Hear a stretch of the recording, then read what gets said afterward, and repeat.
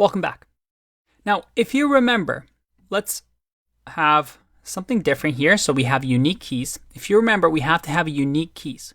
So let's say this is greet, and this is a, I don't know, let's say a basket. And we can access basket like this.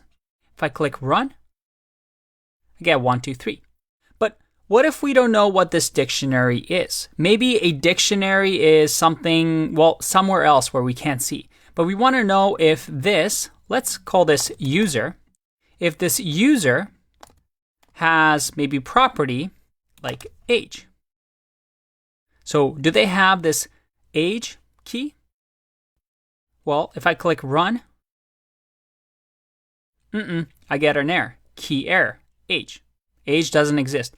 But remember, errors in our programs, and this is something we'll cover later on, are not good. They're going to stop the program as soon as the Python interpreters enters an error. It's going to kick out of the program and say, hey, you have an error, and it's going to completely ignore what's underneath it. Here we don't have anything, but in a real life program, we want to avoid these errors because it stops execution. So another good way to access a key and to see if it even exists is to use .get. And guess what .get is? Did you guess a method? Well, there you go. .get is a method on the object or the dictionary in Python. So here, if we do get age and do run, I get none. So my program doesn't error. It just says, hey, there is nothing there. It's an absence of value. And we've learned what none means by now. So that's a really nice way to avoid those errors. By the way, if let's say there's no age in the user, but you want to have a default value, you can do something like this. So you add a comma, and then here you say whatever you want as the default value. So let's figure that out. If I click run, I get 55.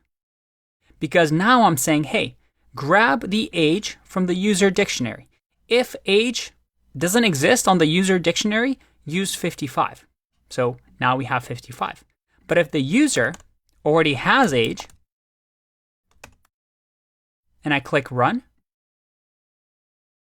I get 20. So this is, hey, in case age doesn't exist, add a default value. That's really, really nice. Now, I'm going to show you another way to create a dictionary, which is not very common. Most of the time, you want to use this syntax. But just so you're aware of it, here's another way. Let's say we have a new user, so user 2. I can create here a dictionary by saying dict, which again is a built-in function. And in here, look at that. It shows me, hey, this is going to create a new empty dictionary. And we can create different values, key value pairs. And we simply say, I want the key to equal the value. So in my case, let's just say that I want the name to equal John. If I now print out user 2, well, before I click run, I see that I have a red underline. And by the way, if you see here PyFlakes, that's something called linting, something we'll talk about when we talk about developer environments. We're using this linter that tells you whenever you make errors in Python, and it says keywords can be an expression. That just means that, hey, the keyword needs to be, well, just a variable that we create. So if I click run here, look at that.